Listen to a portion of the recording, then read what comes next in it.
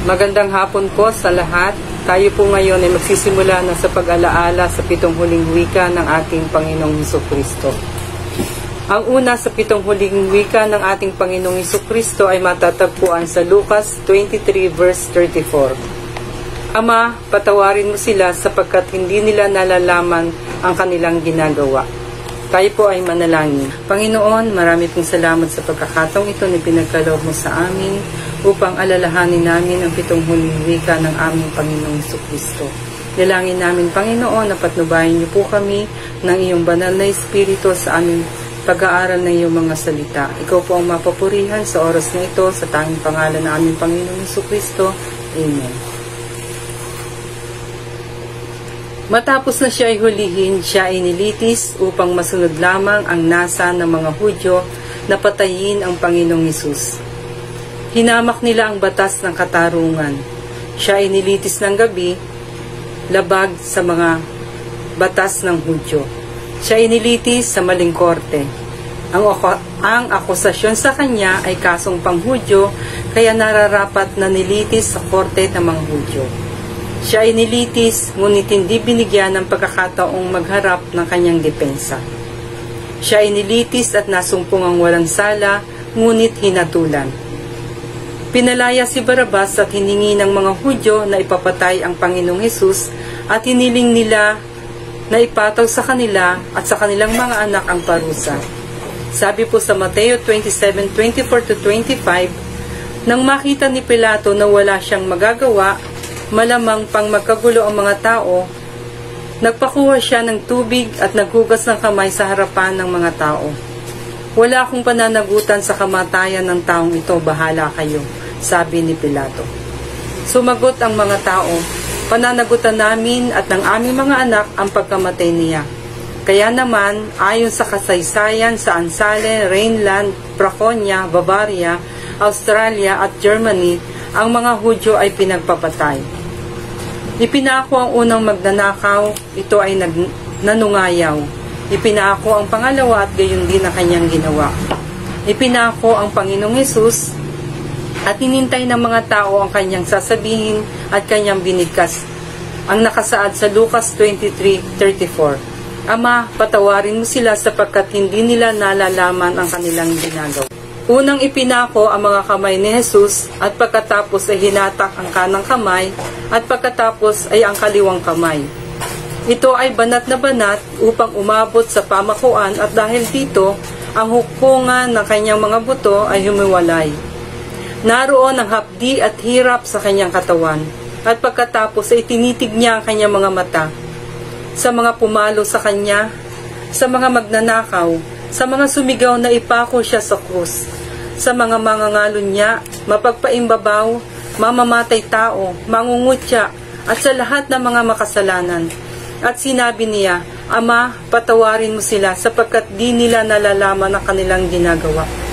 Ang kahulugan ng pangungusap na ito sa Biblia ay panalangin. Ito ay panalangin ng pag-aalaala. Dahil ang tao ay mapapahamak, inaalaala ng ating Panginoong Hesus ang kanilang kaligtasan. Pangalawa, ito ay panalangin ng pag-ibig. Sino ang makapagpapatawad ng ganito? Hindi ba yun lamang umibig? Sabi nga sa John 3:16, gayon na lamang ang pag-ibig ng Diyos sa sanlibutan, kaya ibinigay niya ang kanyang bugtong na anak upang ang sumampalataya sa kanya ay hindi mapahamak kundi magkaroon ng buhay ng walang hanggan. Sa kabila ng ginawa sa kanya, napatawad pa rin tayo ng ating Panginoong Hesus. Pangatlo, ito ay panalangin ng pagpapatawad. Ayon sa testimony ni Napoleon Bonaparte, hindi pa niya nasubukan ang magpatawad. Pero ang ating Panginoong Hesus, sa kawalan ng pag-asa, ang Diyos ay nagpatawad. Amen. Yun lamang po at purihin ng ating Panginoon. Ito po ang unang sa 7 huling wika ng aming Panginoong Hesus. Ang Ama, patawarin mo sila sapagkat hindi nila nalalaman ang kanilang ginagawa. Yan na, isang magandang umaga po sa inyo pong lahat. Tayo po ay dadako na sa ikalawa sa huling 7 wika ng ating Panginoong Hesus na mababasa po natin sa Lucas 23 verse 39-43. Sumagot si Hesus, sinasabi ko sa inyo, may di isasama kita sa paraiso. Tayo po ay manalangin sa ating Panginoon. Panginoon, maraming salamat po sa araw na ito, sa buhat kalakasan, sa bawat mga biyaya na patuloy niyo pong pinagkakalugad sa amin sa araw-araw. Ngayon po ay ginugunita po namin ang inyo pong huling 7 wika ng kayo po ay ipako sa krus ng Kalbaryo. Panginoon, gabayin niyo po kami ng inyo pong banal na Espiritu sa pag-aaral ng inyo pong banal na salita. Pinupuri ka po namin at sinasamba ka po namin sa pangalan ni Jesus. Amen. Ang nasa kaliwang magnanakaw ay nagsimulang kutsain si Jesus, ngunit ang nasa kanan ay sinansala siya at sinabi. Ngunit pinagsabihan siya ng kanyang kasama, hindi ka ba natatakot sa Diyos? Ikaw may pinarurusahang tulad niya. Matuwid lamang na tayo parusahan ng ganito dahil sa ating mga ginawa. Ngunit ang taong ito'y walang ginawang masama. At sinabi niya, Jesus, alalahanin mo ako kapag naghari ka na. Ang ibig sabihin ng kanyang pangungusap ay, hindi ako karapat-dapat sa langit, ngunit sapat nang maalaala mo lamang ako. Ngunit ano bang sinabi ng ating Panginoong Jesus? Mababasa ito sa verse 43. Sinasabi ko sa inyo, ngayon di isasama kita sa paraiso. Ano ba ang ibig sabihin ng pangungusap ng ating Panginoong Jesus? Una, ito ay pangungusap ng pag-ibig. Makikita ito sa Roma 5 verse 6 to 10. Hindi tayo nabibigo sa ating pag-asa sapagkat ang pag-ibig ng Diyos ay binuhos sa ating mga puso sa pamamagitan ng Espiritu Santo na pinagkaloob na sa atin. Sapagkat nang tayo may hina pa, namatay na si Kristo sa takdang panahon para sa mga makasalanan. Mahirap mangyaring ialay ni Numan ang kanyang buhay alang-alang sa isang taong matuwid, bagamat maaaring may mga has na gumawa nito alang-alang sa isang mabuting tao. Ngunit pinadama ng Diyos sa kanyang pag-ibig sa atin nang mamatay si Kristo para sa atin noong tayo makasalanan pa. At ngayong napawalang sala na tayo sa pamamagitan ng kanyang dugo, lalo nang tiyak na maliligtas tayo sa puot ng Diyos sa pamamagitan niya. Dati, tayo makakaaway ng Diyos, ngunit ngayon, tinanggap na niya tayong mga kaibigan, alang-alang sa pagkamatay ng kanyang anak. Kaya tiyak ang pagkaligtas natin sa pamamagitan ng pagiging buhay ni Kristo. Madali sa taong umibig sa kaibig-ibig at humanga sa kahanga-hanga. Ngunit tanging ang Diyos lamang ang makaibig sa hindi kaibig-ibig. Sabi sa John 3:16, gayon na lamang ang pag-ibig ng Diyos sa sanlibutan, kaya binigay niya ang kanyang bugtong na anak upang ang sumampalataya sa kanya ay hindi mapahamak, kundi magkaroon ng buhay na walang hanggan. Hindi kayang isipin o unawain o ilarawan ng tao, at maging ang mga anghel sa langit ay nagtataka at nagtatanong, bakit gayon na lamang ang pag-ibig ng Diyos? Pangalawa, ito ay pangusap ng pagpapatawad. Ang pangusap ng nasa kanan ay salita ng pagsisisi, pagtanggap, at panampalataya kay Jesus na mabasa natin sa Lucas 23 verse 42. Jesus, alalahanin mo ako kapag naghari ka na. Ang ibig niya sabihin doon ay, nais kong hilingin sa iyong iligtas mong aking kaluluwa, bagamat ako hindi karapat-dapat, sapat na marinig ko na alalahanin mo lamang ako ay masisiyahan na ako. At sinabi ni Jesus sa verse 43, sinasabi ko sa iyo, ngayon di isasama kita sa paraiso. Sabi sa Mateo 11 verse 28 to 30, lumapit kayo sa akin, kayong lahat na napapagal at nabibigatan sa iyong pasanin, at kayo'y pagpapahingahin ko. Pasanin ninyo ang aking pamatok at mag-aral kayo sa akin. Ako'y maamo at mababang loob, at makakasumpong kayo ng kapahingahan para sa iyong kaluluwa. Sapagkat maginhawang dalhin ng aking pamatok at magaan ang pasaning ibibigay ko sa inyo. Pangatlo, ito ay pangusap ng pagtutuwid. Itinutuwid nito ang maraming maling katuwiran patungo sa paraan ng kaligtasan. Hindi ang salapi sa iglesia, pagbibinyag, pagsunod sa 10 utos, paggawa ng mabuti o pagtanggap natin sa huling sakramento ang makapagliligtas sa atin, kundi si Jesus lamang. Siya lamang ang kaligtasan. Pang-apat, ito ay pangusap ng katiyakan. Ang kaligtasan ay hindi isang pagbabaka sakali. Ito ay laging may katiyakan. Sabi sa 2 Korinto 6 verse 2, sapagkat sinabi niya, sa kaukulang panahon ay pinakinggan kita. Sa araw ng pagliligtas, sinaklolohan kita. Tingnan ninyo, ngayon na ang panahong nararapat. Ngayon ang araw ng pagliligtas. May katiyakan kung sino ang ililigtas. Sino nga bang ililigtas kundi tayo ay ililigtas ng ating Panginoong Hesus? Tiyak kung saan dadalhin. Tayo ay dadalhin ng Panginoon sa paraiso. Kung tayo ay magsisisi at mananampalataya sa ating Panginoong Hesus. Kaya sarap sa pakiramdam na tayo ay mayroong kasiguraduhan sa ating Panginoon, kaya nga ang mga mananampalataya ay hindi natatakot sa kamatayan dahil para sa kanila, ito ay pagbubukas ng pinto patungo sa paraiso.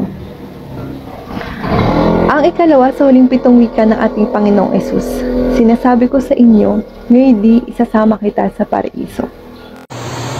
Magandang hapon po sa inyo lahat. Samahan niyo po ako sa pagbubulay-bulay ng salita ng Panginoon, ang huling 3 wika ng Panginoon. Atin pong basahin yung ating scripture. John 19:26-27. When Jesus saw his mother there, and the disciple whom he loved standing nearby, he said to her, Woman, here is your son. And to the disciple, Here is your mother. From that time on, this disciple took her into his home. Bago po natin pag-aralan ang 3 wika, ay samahan niyo po muna ako sa isang maikling panalangin. Panginoon, maraming salamat po sa pagkakataon na binigyan niyo sa bawat isa sa amin upang mapagbulay-bulayan ang iyong mga salita. Nawa ay tulungan niyo po ang bawat isa sa amin na maunawaan ang mensahe na nais mong sabihin sa amin sa mga oras na ito, Panginoon. Gabayan niyo po kami at gabayan niyo rin po ako na magdadala ng iyong mga salita. Kaya po ang maitaas sa gawain ito. Sa pangalan ni Jesus, Amen. Sa puntong ito, marami na sa disipulo ng Panginoon ang iniwan siya. At makikita natin ang pagsisikap ng Panginoon sa mga huling sandaling ito na mabuo o establish yung relationship ng kanyang ina dito sa lupa at ng isa sa kanyang mga disipulo. Iyon ay si Juan.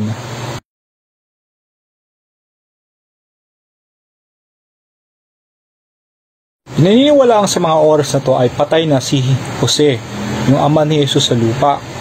Kaya ginawa niya ang tagubilin na ito upang mayroong mag-aalaga kay Maria sa oras na siya'y mamatay sa krus ng Kalbaryo. Kahit nasa bingit ng kamatayan, makikita natin na nandoon yung pagsisikap ni Jesus na gampanan yung isa sa kanyang mga tungkulin. Hindi lang siya tagapagligtas sa mga oras na to. Siya rin ay isang anak at hindi niya nakalimutan yung isa sa mga mahalagang role niya. Yun ay ang pagiging anak kay Maria.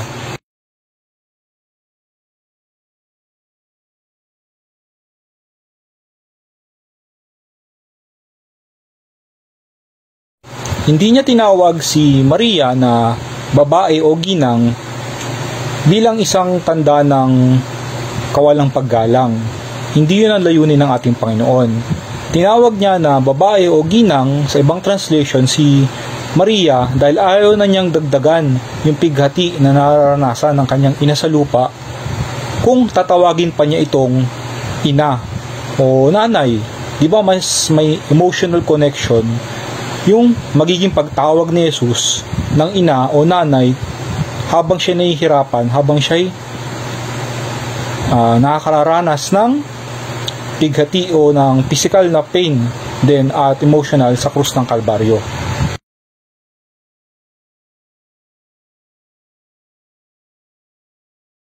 Sa kabilang banda, makikita naman natin ang kalagayan ni Apostol Juan na isang napakalaking responsibilidad at napakalaking pribilehiyo ang tinanggap ni Apostol Juan sa mga pagkakataong ito. Inhabilin sa kanya ng may pagtitiwala si Maria. Kung mapapansin natin, hindi rin nag-alinlangan at hindi rin nagdalawang isip si Juan na tanggapin si Maria. Sabi nga, simula nung araw na iyon, isinama na niya ito sa kanyang tahanan. May kita rin natin yung validation na nangyari sa loyalty ni Apostol Juan nang siya ay mabigyan ng ganitong kabigat at ganitong kalaking responsibilidad ng ating Panginoong Hesus sa kanyang mga huling sandali. Na isa tong validation na naging isang mabuti na apostol, si Apostol Juan, na kaya siya ang isa sa mga ang napili ng ating Panginoon para gampanan ang tungkulin na ito.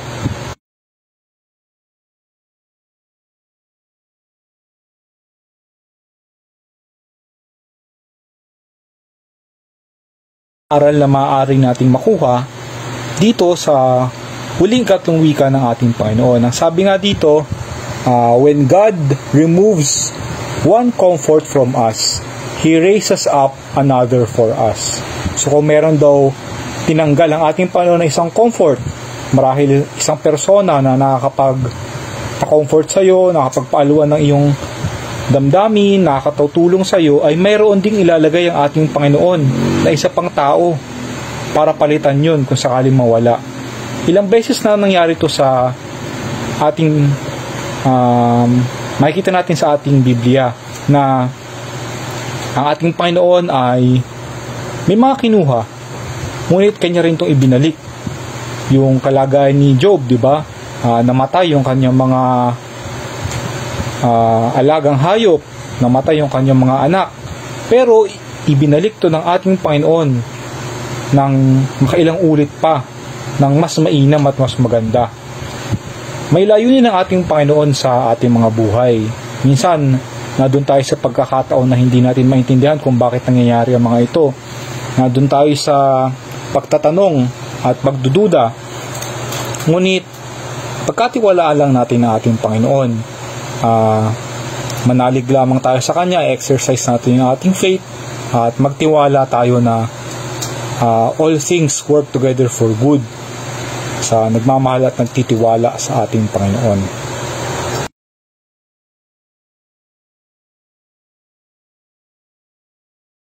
Aral na makikita natin dito ay Christ has taught children to provide to the utmost of their power for the comfort of their aged parents. O kailangan daw nating gayahin yung halimbawa na isinet ng ating Panginoon na sa abot ng ating makakaya, sa abot ng ating mga resources ng kalakasan ay i-provide natin yung pangangailangan ng ating mga magulang. Huwag natin silang pababayaan, lalong-lalo na yung ating mga tumatandang magulang. Kung ang ating Panginoon sa bigat ng kanyang responsibilidad na nakaatang sa mga oras na iyon ay hindi niya nakalimutan na bukod sa pagiging takapagligtas ay isa rin siyang anak. Marahil nakalimutan ni Maria dahil sa dala ng pighati na yung mga salita ng Panginoon, yung propesya na nangyari, na mas nangibabaw sa kanya yung pagiging ina, ay hindi nakalimutan ng ating Panginoon itong dalawang mahalagang responsibilidad niya, ang pagiging takapagligtas at pagiging anak. Hindi siya nalunod ng mga nangyayari sa kapaligiran, sa kabila ng physical pain, sa kabila ng emotional pain na maiwan ka ng iyong mga kasamang apostol, na naroroon yung pagtuya at paglibak sa kanya ng mga tao sa kapaligiran niya na minsan ding sumigaw ng papuri at ng hosana sa kanya nung papasok pa lang siya sa bayan ng Jerusalem. Yun, gayahin natin ang halimbawa na ibinigay ng ating Panginoon. Yung ating mga magulang ay huwag din nating pababayaan sa kanilang pagtanda. Muli maraming salamat po sa pakikinig ng huling ikatlong wika ng ating Panginoon. Papuri po sa Diyos. Magandang araw po sa inyong lahat mga kapatid. Ito po ang ika-4 sa huling wika ng ating Panginoong Hesus. At nang malapit na ang oras na ikasyam ay sumigaw si Jesus ng malakas na tinig na sinasabi, Eli, Eli, lama sabachthani, sa makatuwid bagay, Diyos ko, bakit mo ako pinubayaan? Tayo po'y manalangin. Panginoon Diyos na dakila sa lahat, Panginoon, papuri sa inyong pangalan. Salamat po sa pagkakataon na iyong binigay sa akin at tulungan niyo po ako, Panginoon, sa aking pagsasalita at sa lahat na makakarinig nito at makapanunood kay siyang kumilos sa kanilang buhay. Salamat po. In Jesus' name we pray. Amen. So, mga kapatid, nasubukan niyo na po bang mapabayaan? So, napakahirap po, no? Yung feeling mo na ikaw ay nag-iisa, nalulungkot, tatakot, at hindi mo alam yung gagawin mo, no? So, dito, sasagutin po natin kung totoo po ba na pinabayaan ng Diyos ang Panginoong Jesus nung siya ay nasa krus. At ano nga po ba yung dahilan? Yan. So, napakahirap po talaga ng dinanas ng ating Panginoong Jesus, no? Nung siya ay nasa krus. So, ginawa niya itong lahat para tayo ay maligtas at tinisin sa ating mga kasalanan. So, ang tao ay talaga yung makasalanan. Sabi nga sa Romans 3:23, walang matuwid, wala kahit na isa, no? Walang nakaabot sa pamantayan ng ating Diyos. So dito, makikita natin, so napakahirap po talaga ng kalagayan at ng dinanas ng ating Panginoon, yung sakit at hirap.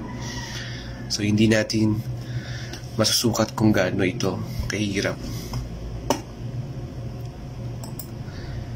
Nung siya ay nasa krus, ayan, so makita po natin na doon na napakahirap po. At nasambit niya po ang mga katagang, Diyos ko, bakit mo ako pinabayaan? So doon po ay may tanong, totoo po bang pinabayaan ng ating Diyos ang Panginoong Jesus? Yan. Alam po natin lahat na ang Diyos ay banal. Pag sinabi natin banal, hindi po siya kumukonsinti ng mali. Ang mali sa kanya ay mali, ang tama ay tama. Kung tayo may nakagawa ng mali, may karampatang pagpapalo sa ating ginawa. At kung tayo gumawa ng mabuti ay sa kanya, tayo papapalain. So sabi sa kasulatan, sa Biblia, sapagkat nasasulat, magpakabanal kayo sapagkat ako'y banal. So, ang Panginoong Jesus po ay hindi nagkasalas. Hindi kailanman. So, sabi nga po sa Biblia, hindi nagkasala si Kristo, ngunit dahil sa atin, siya'y itinuring na makasalanan upang sa pamamagitan niya ay maging matuwid tayo sa harap ng Diyos. So, hindi po nagkasala ang ating Panginoong Jesus.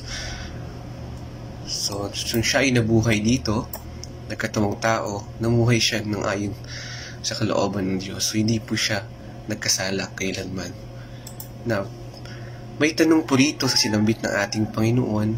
Sinabi po ng Panginoon, Diyos ko, bakit mo ako pinabayaan? Totoo po ba na pinabayaan po ng Diyos Ama ang kanyang kaisa-isang anak na si Jesus sa krus?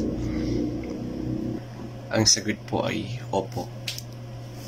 Pinabayaan po ng Diyos Ama ang Panginoong Jesus sa krus. Bakit? Ginawa ito ng Diyos dahil mahal na mahal kanya. Pinabayaan ng Diyos si Jesus para hindi kanya mapabayaan. So yun po yung dahilan. Dahil mahal na mahal kanya at ako. Sapagkat gayon na lamang ang pag-ibig ng Diyos sa sangkatauhan, kaya't ibinigay niya ang kanyang kaisa-isang anak, upang ang sino mang sumampalataya sa kanya ay hindi mapahamak, kundi magkaroon ng buhay na walang hanggan. Mahal na mahal ka ng Diyos, kaya niya ito ginawa. At mahal din kita. Salamat po. Mag-iingat po kayo. God bless. And isang maganda at mapagpalang araw po sa ating lahat. Welcome po sa ating 7 Last Words Online. At tayo na nga po ay dadako na sa ikalimang wika ng ating Panginoon na matatagpuan sa Book of John, chapter 19, verse 28. At sinabi nga po doon ng ating Panginoon na I thirst, sa Tagalog ako ay nauuhaw. So, ito po ang pinakamaigsi, but it tells us something about the deepest desire of the heart of our Lord Jesus Christ. More than just a physical drink, but an emotional and spiritual needs. So, tayo pong mga tao, tayo mga Kristiyano, anong pagkauhaw po ba ang ating tinutugunan sa ating mga buhay? Tayo po ay yumuko, pumikit at manalangin. Yes, Lord, salamat Panginoon sa pagkakataong ito, Panginoon, na muli mong ipinagkaloob sa amin, Panginoon, na makapagnilay-nilay, Panginoon, at alalahanin, Panginoon, ang iyong mga mabubuting gawa, Panginoon, at sakripisyo para sa amin, Panginoon. Lord, salamat, Panginoon, sapagkat binigyan mo kami, Panginoon, ng laya, Panginoon, na mabuhay, Panginoon, sa mundong to, Panginoon, na manampalataya sa iyo, makapagpurit, makapagpasalamat sa iyo, Panginoon. And Lord, dalangin namin, Panginoon, na ikaw ang siyang patuloy na mag-ingat at gumabay sa amin, Panginoon. And Lord, ano nga pong karumihan na iyong nakikita, Panginoon, sa amin, Panginoon, sa mga oras na to, Panginoon, na nga ikaw ang siyang patuloy na maglinis sa amin, Panginoon, at gawin kaming karapat-dapat, Panginoon, tuwing haharap kami, Panginoon, at nananambahan sa iyo, Lord God. Lord, dalangin namin na patuloy mo nga pong i-bless ang aming mga buhay, Panginoon, at ikaw siyang patuloy na maghari at manguna sa aming mga buhay. Ito pang aming dalangin sa pangalan ng Jesus na aming Panginoon. Amen. Ayan, muli po, welcome po sa ating 7 Last Words Online. Ayan, ang ikalimang wika po ng ating Panginoon ay matatagpuan sa Book of John, chapter 19, verse 28. Ako ay nauuhaw. So, kung mapapansin po natin, ang una, ikalawa, at ikatlong wika ng ating Panginoon, ito po ay ini-address niya sa mga tao. Samantalang ang ikaapat at ikalimang wika, ito naman po ay nagpapakita kung ano nga po ang nararanasan o ano ang nangyayari sa ating Panginoon sa mga oras na siya ay nasa krus ng Kalbaryo. Samantalang ang ika-anim at ang ikahuli o ang ikapitong wika ng ating Panginoon, ito naman po ay ini-address niya sa Ama. So, ako ay nauuhaw. Tulad nga po ng sinabi ko kanina, it is the shortest, but it tells us something about the deepest desire of our Lord Jesus Christ. So, sa verse po na ito, merong tatlong klaseng pagkauhaw ang nais ipakita o nais iparating sa atin ang ating Panginoon na dapat nating maunawaan. So, ang unang puntos po o ang unang pagkauhaw na naranasan ng ating Panginoon sa verse na to, na nung siya ay nasa krus ng Kalbaryo ay ang physical thirst o ang physical na pagkauhaw. So, nagsinabi ni Jesus yung mga salitang ito, siya po ay 6 na oras na nakabayubay sa krus ng Kalbaryo. So, lahat ng pagpapahirap or lahat ng parusa na pwedeng iparanas sa kanya nung mga time na yon ay naibigay na sa kanya. At sa kanyang pagod at hirap, ang kanyang daing, ako ay nauuhaw. So ito po ay nagpapahiwatig ng kanyang pagiging tunay na tao dito sa mundo. So, lahat po tayong mga tao ay nakakaranas ng physical na pagkauhaw sapagkat tayo ay may katawan na kailangan nating tugunan ang pangangailangan. So, we desire for food, we long for drinks, we need shelter, we need clothing, and so on. So, kung mapapansin po natin, no, ito pong mga pangangailangan na to ay ang ating mga basic needs o mga pangunahing pangangailangan for us to survive as a human person. Pero, kung mapapansin din po natin, merong mga tao naman na sumusobra sa kanilang pagkauhaw. So, ito po yung mga tao na merong pagkauhaw sa mga material na bagay, sa kayamanan, at meron din pagkauhaw sa kapangyarihan. So, tulad po natin, si Jesus Christ ay may pagkauhaw at bilang tao, siya ay may pangangailangan sa kanyang katawan o sa kanyang physical na pangatawan para matugunan. So, ang ikalawang puntos o ang ikalawang klaseng pagkauhaw na naranasan nga po ng ating Panginoon ay ang emotional thirst o ang emotional na pagkauhaw. So, ang pagkauhaw ni Jesus Christ higit sa lahat ay dahil sa atin. So, ang pagkauhaw ni Jesus Christ higit sa tubig o ano pa mang inumin, kundi ang pagkauhaw sa pagmamahal at pagtanggap ng mga tao, lalo na nung mga taong nakasama niya sa kanyang pananatili dito sa mundo.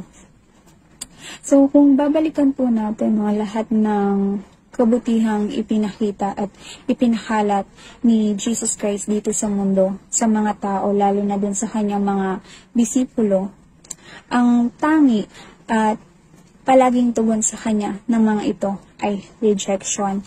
So, lahat tayo bilang mga tao, meron tayong mga nararanasan o na-experience na pagkauhaw emotionally. So, tayo ay nauuhaw sa pagmamahal, sa pag-aalaga, sa pag-intindi, sa attention, sa affection, at appreciation, and so on. So, meaning, we need other people or we need other persons to satisfy and fulfill our emotional thirst. So, si Jesus Christ ay nauuhaw for something which no material things can satisfy, kundi ang ating pagtanggap, pagmamahal, at pananampalataya sa Kanya.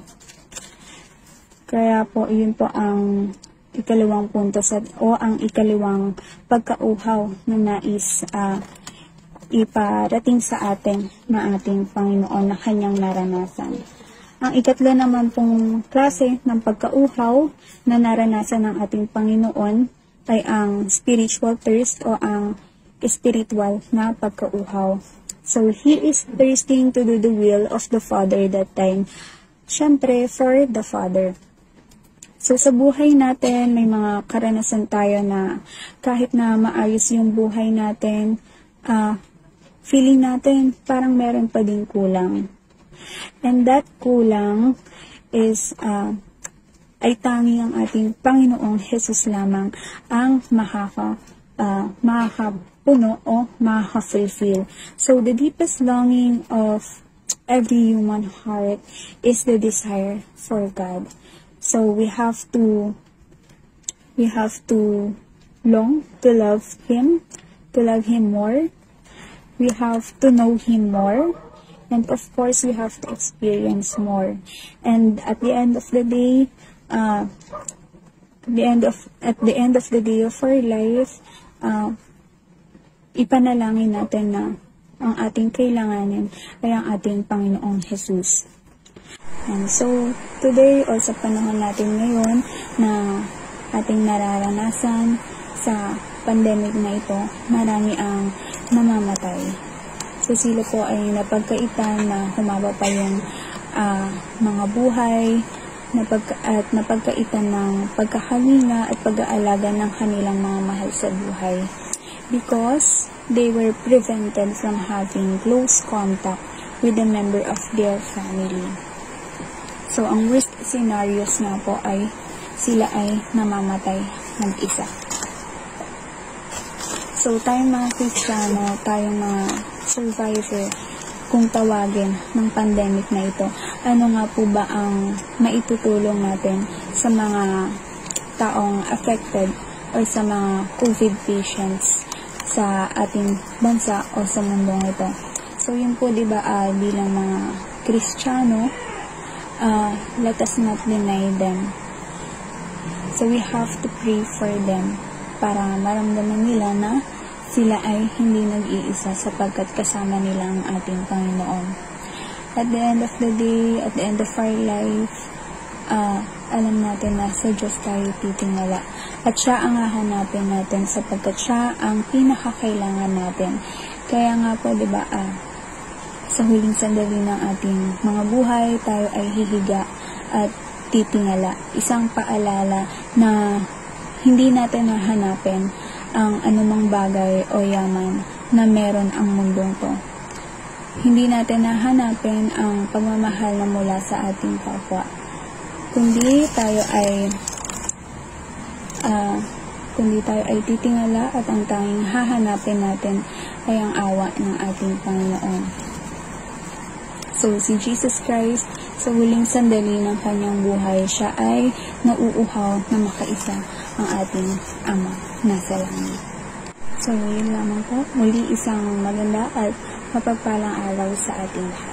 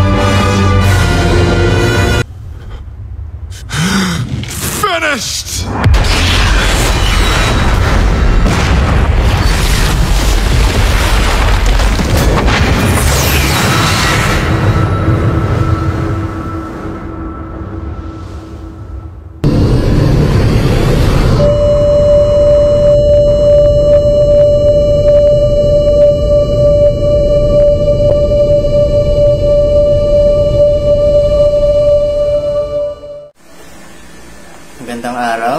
Pag-uusapan natin ngayon ang ika-6 na salita mula sa 7 last words of Jesus from the cross. From the book of John, chapter 19, verse 30. Jesus say, "It is finished." Let's pray. Dear Lord God, maraming salamat po sa panibagong araw na ito, Lord God, na may patuloy niyo akong bigyan ng blessing, Lord God, sa araw-araw. At patawarin niyo po kami, Lord God, sa aming pong mga nagawang kasalanan o magagawa pa pong kasalanan sa isip, sa salita at sa gawa, Lord God. Lord God, na may patuloy niyo po kaming protektahan sa kumakalat na sakit na ito, ang COVID-19, Lord God. Iiwas niyo po kami dito, Lord God. Ang aming pong buong pamilya, ang mga mahal sa buhay, kaibigan, katrabaho, Lord God. May protektahan niyo po kami, Lord God. Maraming salamat po sa inyo sa magpapatawad po sa amin. Lord God, thank you po. Lord God, naway marami po tayong matutunan ngayon sa Word of God na ituturo natin ngayon, Lord God. Amen. Ngayon, ayon sa Book of John, chapter 19, verse 30, Jesus say, "It is finished." Or sa Greek word po is tetelestai. Ang ibig sabihin po nito is, Jesus says, He won the fight, says victory, completion, or yung accomplishment po ni Lord. Which is, yung mission po niya is yung ma-rescue tayo at ma-redeem yung mga taong mga kasalanan. Now, the first lesson, Jesus paid off our debt, or pinagbayaran na po ni Jesus yung mga utang natin, which is yung kasalanan. Pag naalala natin, di ba, pag meron tayong, kunyari may loan tayo, halimbawa sa cellphone, binabayaran natin ito monthly. So, habang nagbabayad tayo, papalapit ng papalapit at naubos na ng ating loan, nababayaran na po natin. But, pagdating po sa kasalanan natin, masyado pong malayo yung gap between God at tayo. Between us and God. Masyado pong mataas yun at hindi po kaagad ito mababayaran. But, yun nga, lahat ng tao is makasalanan before pa dumating si God. But when Jesus says, it is finished, He actually says, our sins is now being paid off. Ibig sabihin, nabayaran na po lahat ni Jesus lahat ng ating kasalanan. Nang in one click lang. Now, we are now free, redeemed, rescued, and we are now have eternal life. When Jesus paid off and says, it is finished.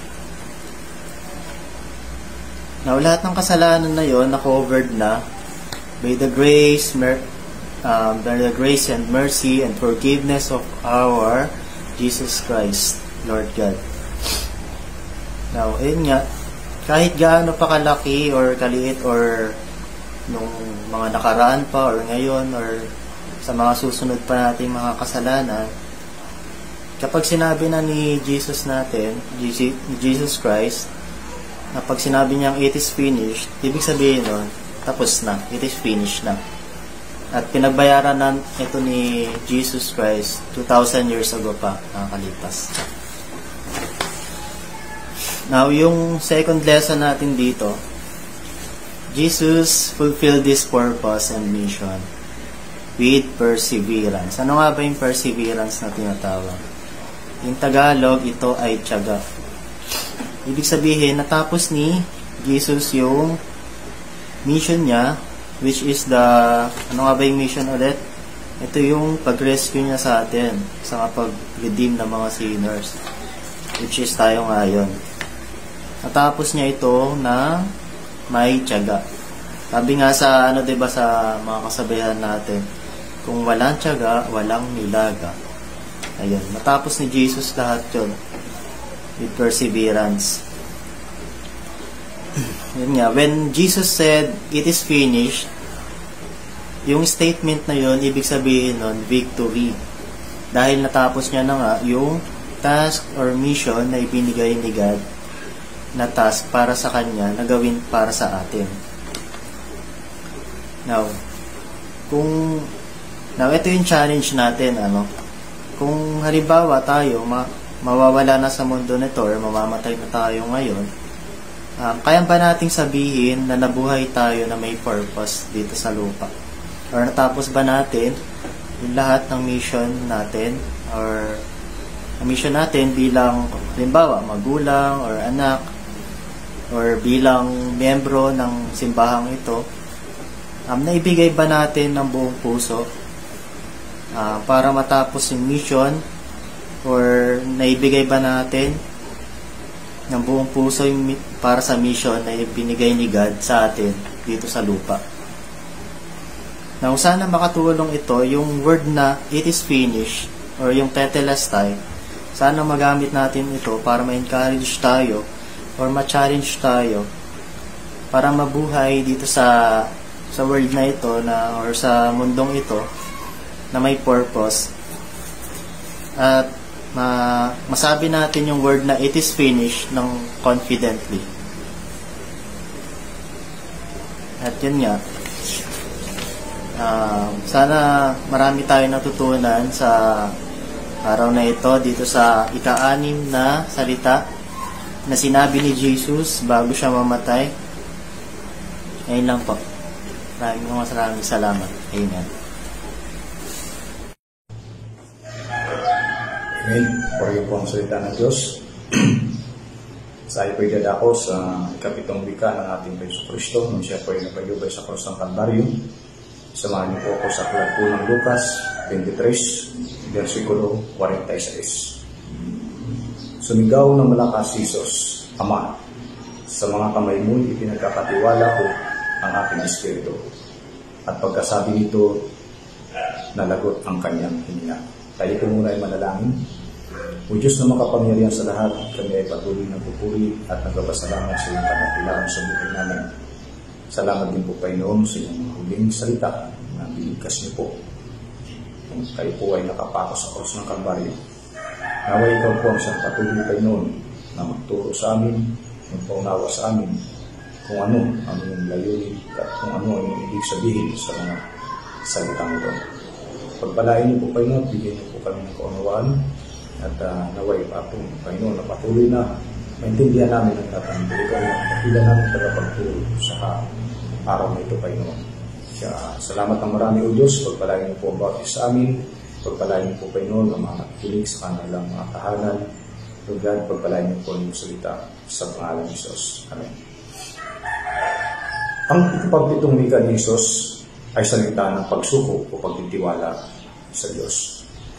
Sinasabi po sa aklat po ng Hebreo 9:27, itinakda sa mga tao ang minsan lamang namatay at pagkatapos ay pag-upo.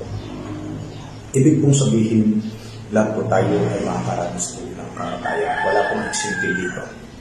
Maging ang Panginoon ay nangyari ito sa Kanya.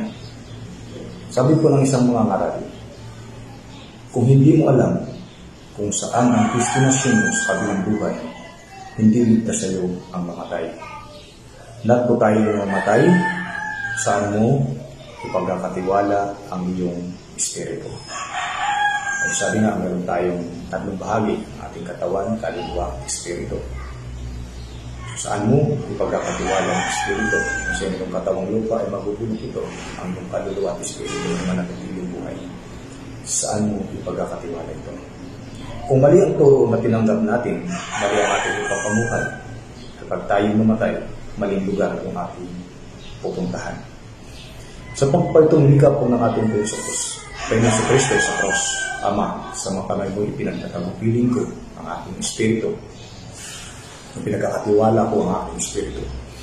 Marami ang nagkaroon ng maling pangunawa patungkol po kung sino si Jesus. May mga nagsasabi na si Jesus ay tao lamang, kaya sa Diyos na pinagkakatiwala ang kanyang espiritu. Mga kapatid, hindi po tayo kayang iligtas ng tao lang. At ang sabi po ng Diyos sa aklat po ng Jeremiah 17 verse 5, sinasabi ni Yahweh, susumpain ko ang sinumang tumatalikod sa akin at magtitiwala sa kanyang kapwa-tao, sa mga taong may hangganan ng buhay. So, ibig sabihin, ayaw ng Diyos nang titiwala tayo sa kapwa-tao. Sa Juan 14:6, ang sabi naman po ng Panginoon sa Kristo, sumagot si Jesus, ako ang daan, ang katotohanan at ang buhay. Walang makakapunta sa Ama kundi sa pamamagitan ko. So malinaw po na si Jesus lamang po ang daan. Sabi po ni Dr. A.W. Tozer, si Kristo ay hindi isa sa maraming paraan upang lapitan ang Diyos, ni hindi ang pinakamahusay na paraan. Siya ang nag-iisang paraan. Gawa 4:12, ang sabi po, Mananakaslatan, sa kanya lamang matatagpuan ang kaligtasan sapagkat walang ibang pangalan sa buong daigdig na ibinigay ang Diyos upang ang tao ay maligtas. Tanging pangalan lamang po ni Jesus. Kay Jesus lang dapat nalubusan natin ipagkatiwala ang ating buhay. Ang ating pamilya, ang ating trabaho, ang ating bansa, maging ang ating espiritu, dapat sa Kanya lamang po natin ipagkatiwala. Sa mabuhay at sa mamatay, dapat ipagkatiwala natin ang lahat ng ito sa Diyos. Binigyan tayo ng Jesus ng isang halimbawa na dapat sa Diyos lang tayo magtiwala. Kay Jesus lang tayo dapat magtiwala. Ayon po sa aklat po ng Juan 8:19, siya ay tinanong nila, nasaan ang iyong ama? Sumagot si Jesus, hindi ninyo ako kilala at hindi rin ninyo kilala ang aking ama. Kung kilala ninyo ako, ay kilala rin ninyo siya. Juan 10:30, ako at ang ama ay isa. So Jesus na rin po ang nagsabi na siya at ang ama ay isa. Ang ama ay suma sa kanya at ang ama ay suma sa kanya at siya ay suma sa ama. Si Jesus ay Diyos na nagkatawang tao, namuhay sa piling natin, dumanas ng sakit at hirap, ipinako sa cross at sa mga oras na yon ay tumatawag sa Ama, Ama ko, sa mga kayo'y pinagkakatiwala ko ang aking Espiritu. So isang pagpapakita na bilang tao, kasi sa mga panahon na yun si Kristo ay nasa katawang tao. Sabi nga, iniwan niya ang kanyang pagka-Diyos, inubad niya ang kanyang pagka-Diyos at siya ay nagkatawang tao upang mamukay sa piling natin. Upang siya ay mabubuhay sa krus ng Kalbaryo, upang ang kanyang dugo ay pangbayad o panglinis sa ating mga kasalanan. Bilang isang nasa tao, nasa katawang tao, ipinapakita po ng ating Jesucristo ang lubusang pagpapasako ng ating buhay sa Diyos. Ang buhay ng Panginoong Jesucristo dito sa lupa ay walang ginawa kundi ang sundin ang kalooban ng Diyos, maging hanggang sa kanyang kamatayan. Ganun din po tayo. Yun ang nais ng ating Jesucristo na ipagkatiwala natin sa Diyos ang ating buhay. Ang ating lahat ng kung anumang pinatangkilik natin, maging ang ating espiritu na kung saan ito ay nanggaling sa Kanya, babalik ito sa Kanya. Isang halimbawa ay dapat nating tularan, mga kapatid. Salamat at pagpalain po sa salita ng Diyos.